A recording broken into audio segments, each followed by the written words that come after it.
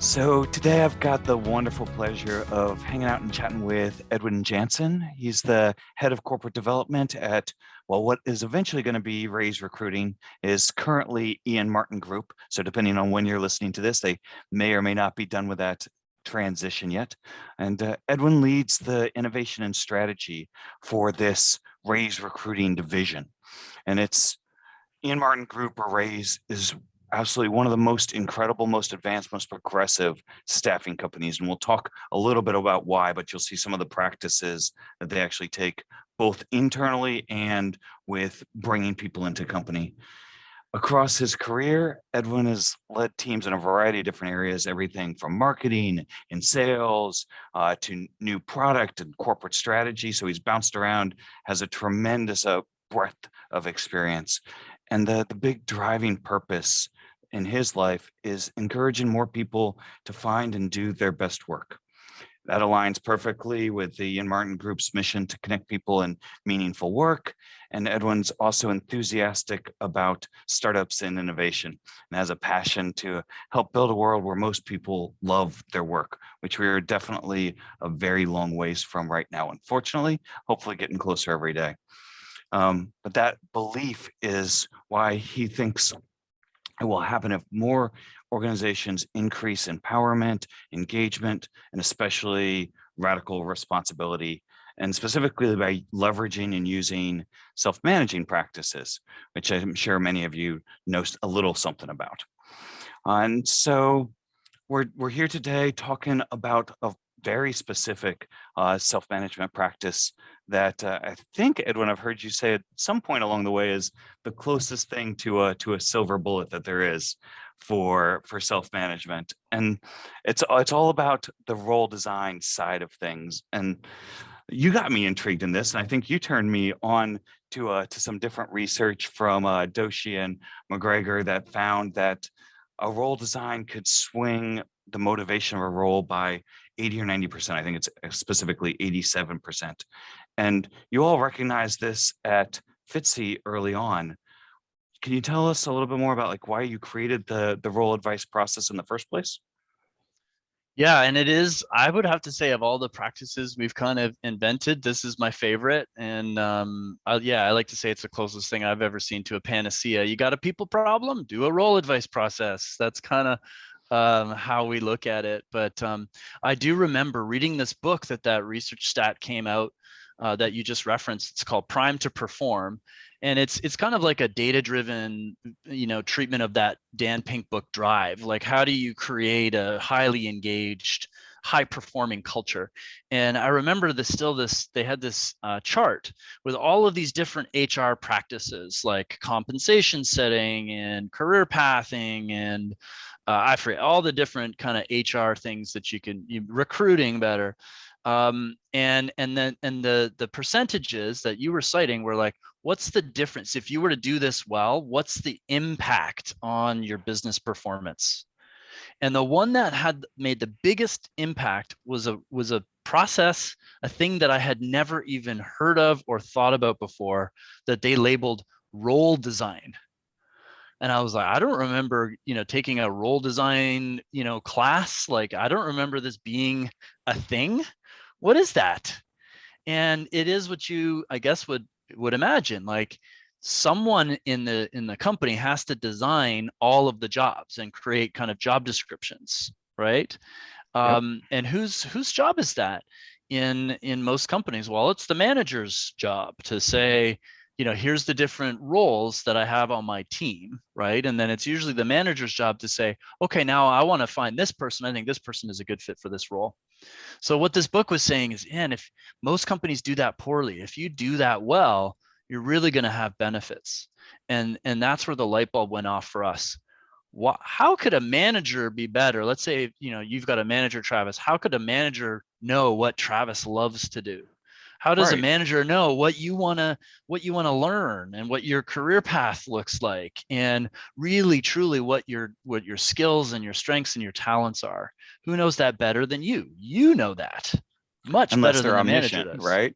Yeah. Unless they're God. Yes, unless they're omniscient and they're living in your soul. They don't know that stuff. So we just simply said, let's create a process that we call the role advice process, which empowers the individual to determine and build their own job using advice. And that's basically what the role advice process is, and that's why we created it. That's amazing that it actually started with the fundamentals from research. So few things are actually done like that. But so you built from that research. Can you educate us a little bit on how the process actually works and what happens? Yeah, it's gotten a little bit more complicated as we've iterated, and this is kind of how it works when you invent a new practice. First, it's quite basic, and then it gets more nuanced, and it improves over time. But at a really basic high level, the steps are: person realizes, I think I could be happier, more fulfilled, more productive, more successful if I were to change my role. Then they write a self-assessment. So we've got a bunch of questions where they would, really think about their current role and their future. We encourage people to think of there's a Venn diagram, right? The 3-circle diagram with the thing in the middle. So the 3 circles are 3 questions, right? What am I good at? What are my skills and strengths and talents and my knowledge, right?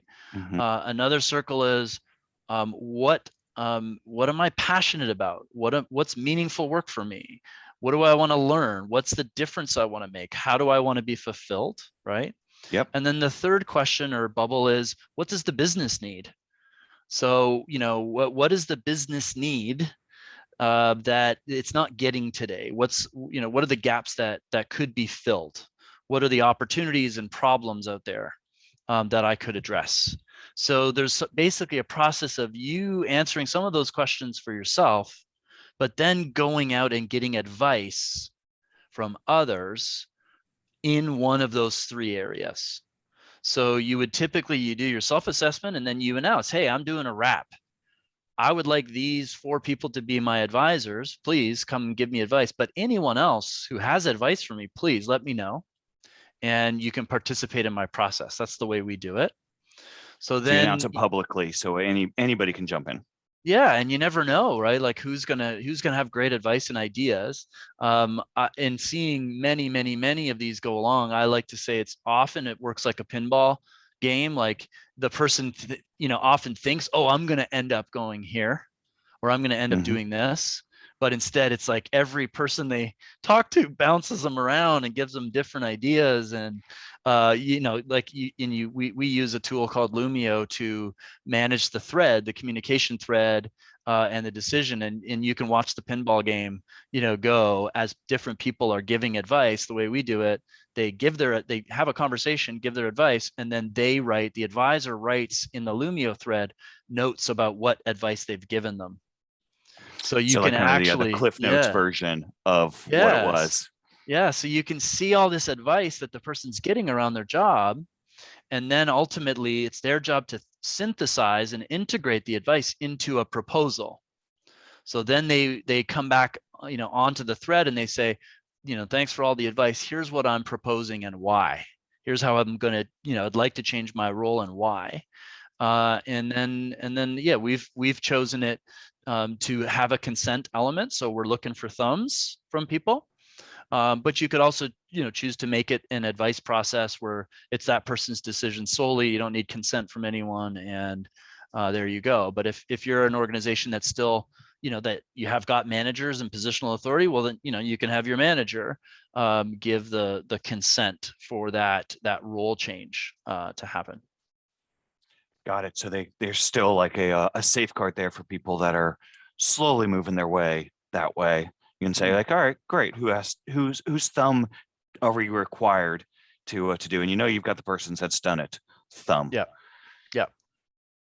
So you all have been using the other wrap for quite some time now, and you kind of implied this as well. How has it evolved over time? Has there been any massive like iterations where you've gone from 1.0 to 2.0? Well, originally we weren't using a technology like Lumio to have everything in one place. So it was clunkier, like someone had like a Word doc and then you'd have a conversation and you'd be writing notes, and then you're writing, notes of your conversation in your Word doc. And, that was just kind of clunkier and more and less efficient, Yep. with less visibility of everyone in the process to see it in real time as the advice is piling up and you're getting different perspectives. So I think that's the biggest change, is that we really found that if I can see, let's say, Travis, you're doing, you're doing a role advice process. I'm one of your advisors. Let's say I go first. I give you my advice. I type up my notes. That the next person that might read my notes, oh, that's a good idea, or that's a terrible idea. Let me tell Travis what I think about Edwin's dumb idea that Travis should be, the CFO or whatever. Right. So then a bunch of these things, they can interact with each other. It's not advice in a vacuum. So that's definitely kind of a 2.0 best practice, is to let the advice, be transparent and open with all the advice. The other thing that we've benefited from that is sometimes there's some real concerns about, well, what about the job that Travis is doing now, and who's going to take that work, and how much of it, what the transition plan should be, and how long it should, Travis should continue to do this until, so Mm-hmm. the team, now the needs of the team and your current role can be better kind of understood by maybe the people who want Travis in their department or doing their work, right? So I think that's definitely one way that it has changed over time. So what happens in that situation where, like, I want to go do something else and I'm doing this role advice process to move on, and my current team's like, hang on a second, like you're doing this critical bit over here. Like, if we could all be that loved would be wonderful. But what happens is, if I vacate it, is that my role just backfilled, or and if so, where does the budget come from? Yes. Well, that's another, we have our hiring practice called the consent to hire. And we do require that you get a consent to hire for backfills. So I would say the biggest thing is just from a timing point of view, right? That the people are making sure to give enough time so that they're not leaving their current role high and dry, right? Sometimes there's a requirement that they're training the next person before, so you might have people that say, I'm only going to consent to this proposal if you do X, Y, and Z before you go. Make sure So that whatever you're doing right now is taken care of. yeah. And God, there's never any problems. And you know what the interesting thing that this really solves for as well? So in my previous life, I was working in a traditional company, obviously with managers, and there's this, unwritten rule, in some cases written rule, right, where managers can't be poaching people from other departments. You can't talk to my person unless, this gets rid of all that BS, because at the end of the Uh-huh. day, each person has a responsibility to do their greatest work, their highest impact. And no one should be held back because they're good at their job. And that by being transparent, no one would ever write like, Travis, you shouldn't leave because you're just so good at this job. But that is actually a big reason why people are not leaving their jobs in traditional org structures. Yeah, but I might write on there like, hey, you do this mission critical activity, and we've never been able to find somebody to do this before, and I'm worried about finding them again. Help me figure out how to make you replaceable. Yeah. Like, I wouldn't have any problem writing something like that. Yeah, and Um, you just said it right. Express the fear and the concern, and ask for help and solutions. So here's my fear.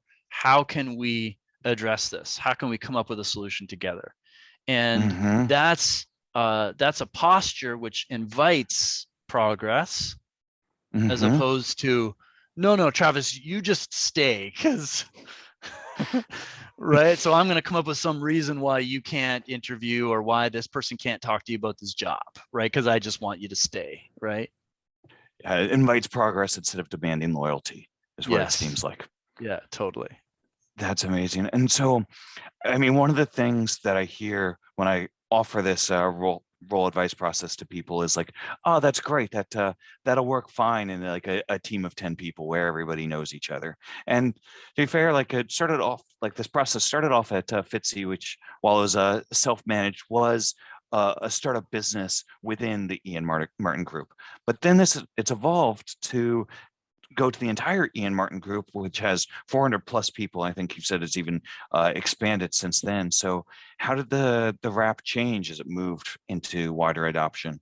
Were there any Yeah. hiccups that you Yeah, ran into? definitely. Definitely. It's tricky. And um, so I remember in our so basically we incubated all of these self-management practices for a few years in this division of the company, this startup that we had within the larger company called Fitzy, and it all just worked so well that the rest of the company became curious and started adopting practices for a couple of years, and then actually said, okay, we're going to go, all in, and we're going to get rid of positional authority and adopt what we now call our teal operating system.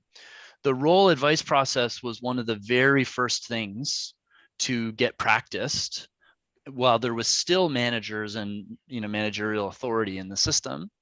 And I think it's a great place to start for that reason. But the biggest challenge that we had was what I call the acronym FEAR: false evidence or false expectations appearing real. So I remember we had an annual all hands offsite for a couple of days for the Ian Martin Group, and this was when I think we still hadn't gone all in on self management, and we had to do a whole session around like myth busting around the role advice process, because there were so many myths and misconceptions about the wrap being a bad thing, a tough thing, only people that aren't doing well in their jobs do, Mm-hmm. that you're going to get like ripped a new one, like all this terrible feedback and everyone's going to see it, and that you should be afraid of it, and just like a kind of a generalized fear of the unknown Mm-hmm. around doing it, and the uncertainty of it, like I don't know where I'm going to end up, and what if no one wants me, and what if all of this, and it's the funniest thing, because the people who actually did the wraps would have the opposite stories to tell. So what we Mm-hmm. chose to do in this session was we just had people tell stories, like almost like a hero's journey. Like, here I was reluctant like you, I had all these fears, and then I went and I got all of this beautiful advice about Mm-hmm. people who saw opportunities for me and saw what I could be capable of that I didn't even see, and I ended up in this job, and I'm now center of the Venn, firing on all cylinders, right? um, yeah, So and it is a beautiful process. It really is. so it was kind of like a little bit of crossing the chasm within Ian Martin Group itself, is like find the people that are willing to take that risk even in spite of it, and then help them share the other stories and convince the early Yeah, majority. And don't even worry about the other laggards, they'll come around later. You just need to get that next bigger group yeah, to try it out as you're moving yeah, forward. yeah. And that's a good analogy, because the key in crossing the chasm is to get the early adopters and to kind of build the whole product, right? That's what Mm-hmm. Jeffrey Moore was talking about. I'm a total nerd for Jeffrey Moore. But so another key thing, and something that we realized we needed to do, is one of the steps in our process now. One of the first steps is you find what we call a peer mentor to be Okay, your what's a peer mentor? to be your buddy. So the step really is, Travis thinks, I think I want to do a wrap. Your first step is to get an assigned peer mentor who will talk you down off the ledge, the fear ledge that you have about doing Mm-hmm. it, that you can send your self-assessment to get feedback. And they'll often come back, what about this? Well, you haven't really talked about what you love doing. You're talking a lot about what you think the business wants from you, but what do you want for you, Travis? Right. Mm-hmm. And so they'll give you coaching throughout the process.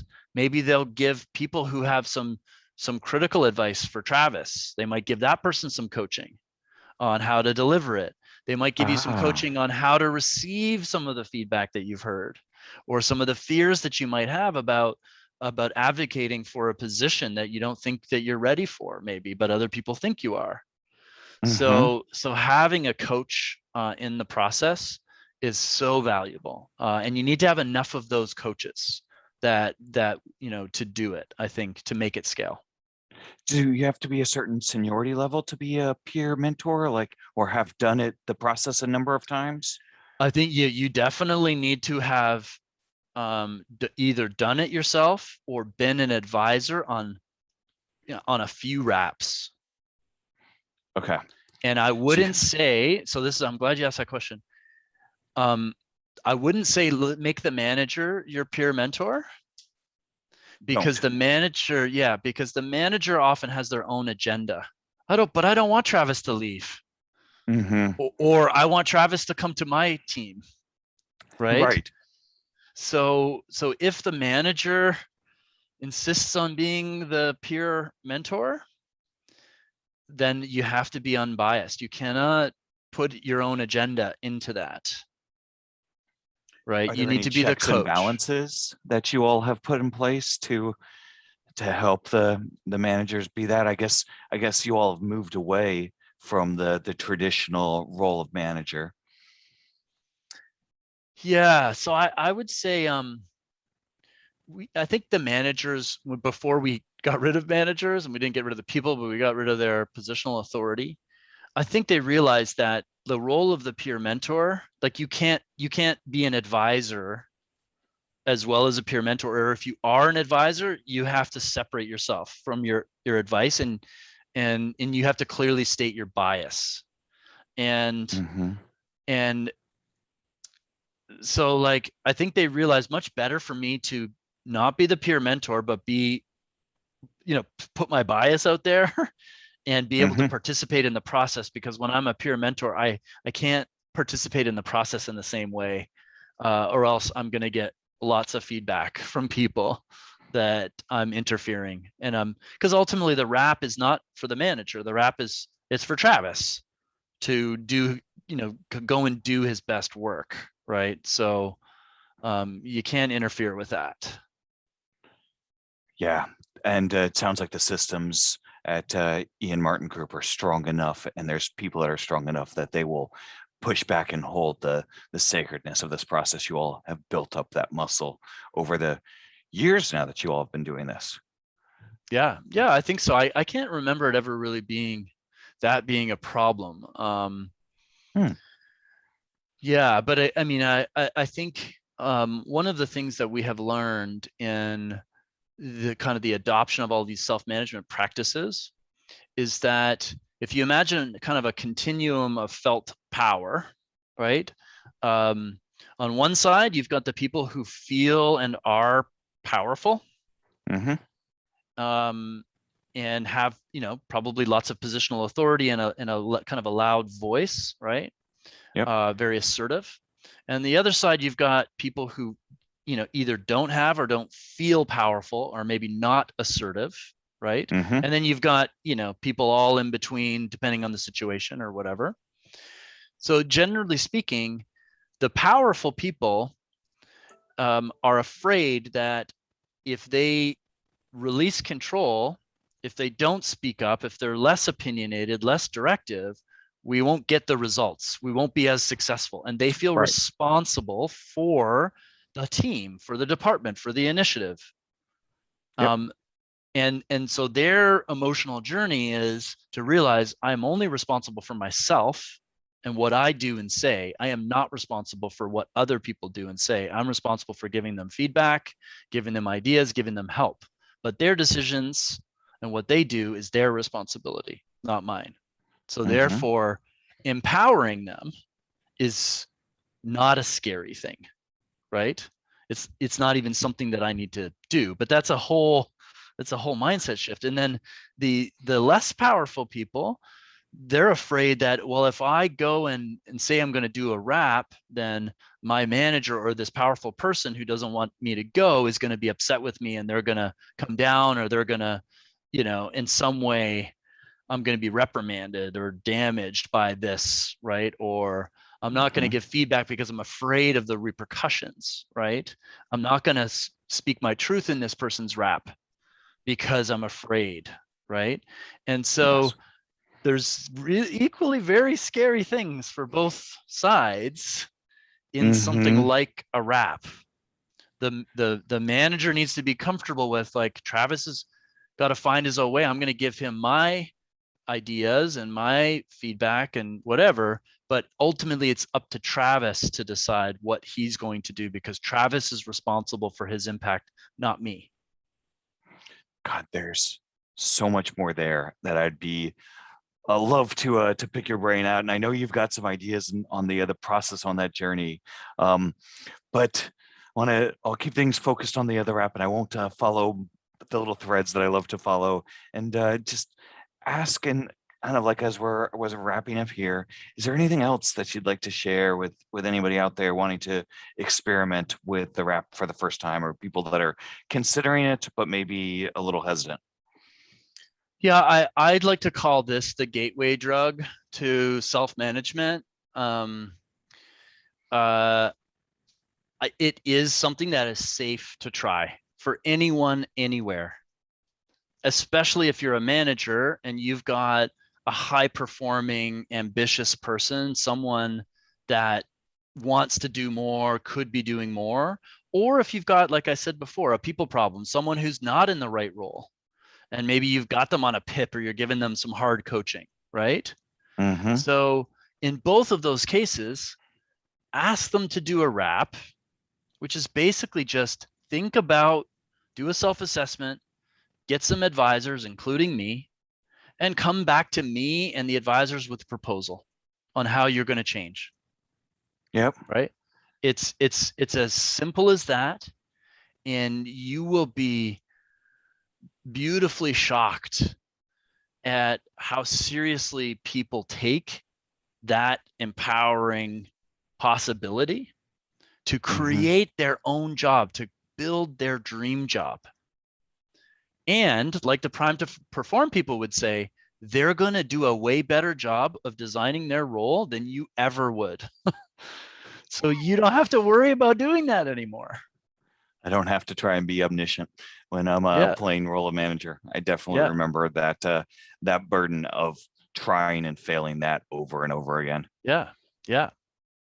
Oh man, this was like a ton of knowledge that you dropped. There's actually a ton more, Jeff. I hope we get a chance to talk again about some of these different ideas. But if speaking of learning more, if people want to learn more about the Ian Martin Group and your teal journey, or just the Ian Martin Group in general, where should they go? Yeah, actually, I was gonna just share quickly. I don't know if you can see on the screen. Here we go. Yeah, we have a website that's at teal.ianmartin.com. This is our what we call our teal operating system. So it starts with noticing a problem opportunity, and there's this fancy workflow thing. And then if you click on any of the boxes at the bottom, you get more details. So here's, for instance, for the role advice process. So you click on here, and this describes the whole process and all the steps, and we've got a whole bunch of other interesting things here. So if you want to do a deep dive, go there. And then yeah, otherwise, we're a recruiting staffing company. That's what we do. You can find us at ianmartin.com, or in the future, like you said, we are doing a rebrand, and we're moving to raiserecruiting.com. But yeah, this was a really fun conversation. Travis, thanks for inviting me. Yeah, Edwin, thank you so much for sharing your hard-won knowledge in all of this area. I really appreciate it. Cool. Take it easy.